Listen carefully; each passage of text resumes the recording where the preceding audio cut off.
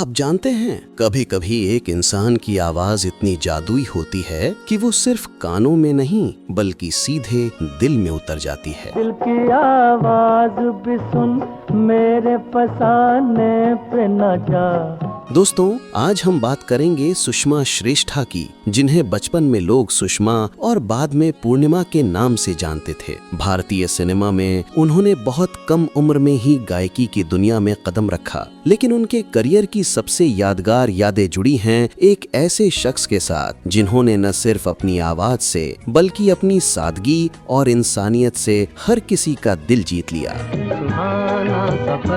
और ये मौसम हंसी। जी हाँ, बात हो रही है मोहम्मद रफी साहब की। सुषमा श्रेष्ठा याद करती हैं कि उनका पहला बड़ा मौका फिल्म अंदाज से आया। उस समय वो बहुत छोटी थीं और समझ नहीं पा रही थीं कि उन्हें किसके सामने गाना है। नन्हे मुन्ने बच्चे तेरी मुट्ठी में क्या है? मुट्ठी में है तकदीर हमारी। स्टूडियो में कदम रखते ही पता चला कि उनके सामने खुद रफी साहब खड़े हैं। उत्साह और डर का मिश्रण उनके मन में था। बचपन में रफी साहब के गानों पर नाचना और अब उनके सामने गाने का मौका, ये उनके लिए किसी सपने से कम नहीं था। हो तुम या कोई हकीकत, कौन हो तुम बतलाओ। एक और यादगार घटना दिवाली के दिन हुई। रफी साहब ने अपनी जेब से पैसे निकालकर सुषमा और उनकी साथी गायिका प्रतिभा को मिठाई दी और मुस्कुराते हुए कहा, खुश रहो बेटा, तुम बहुत अच्छा गाती हो और आगे और बेहतर करोगी। उस छोटे से इशारे में सुषमा को अपनापन और दुआ का एहसास हुआ, जो हमेशा उनके दिल में जिंदा रहा। कुछ साल बाद उन्होंने पंचम दा के लिए प्रसिद्ध गीत वो दिन जिंदगी का आखिरी दिन होगा, क्या हुआ तेरा वादा।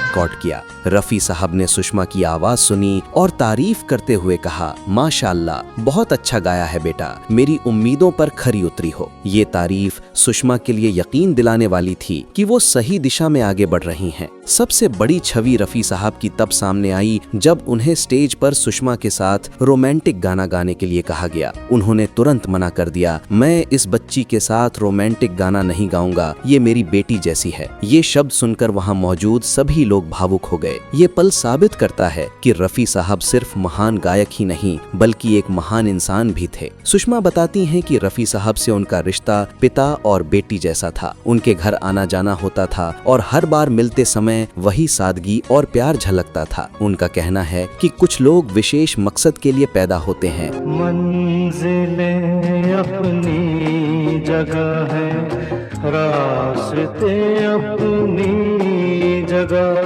और रफी साहब उन्हीं में से एक थे। उनका मकसद था दुनिया को इंसानियत, मोहब्बत और सच्ची गायकी का तोहफा देना, और उन्होंने इसे पूरी तरह निभाया। सुषमा के अनुभव हमें ये दिखाते हैं कि सिनेमा सिर्फ कला नहीं बल्कि इंसानियत और दिलों को जोड़ने का माध्यम भी है। रफी साहब की इंसानियत, अपनापन और गायकी आज भी प्रेरणा देती है। तो दोस्तों, इस कहानी ने आपको कितना छुआ, कमेंट में जरूर बताइए। और हाँ, अगर आपको ये दिल छू लेने वाली कहानी पसंद आई हो तो लाइक, शेयर और सब्सक्राइब करना मत भूलिए। मैं फिर मिलूंगा आपसे एक और सुरमई दास्तान के साथ। तब तक के लिए अपना ख्याल रखिए, संगीत से प्यार करते रहिए और सिनी करी को देखते रहिए।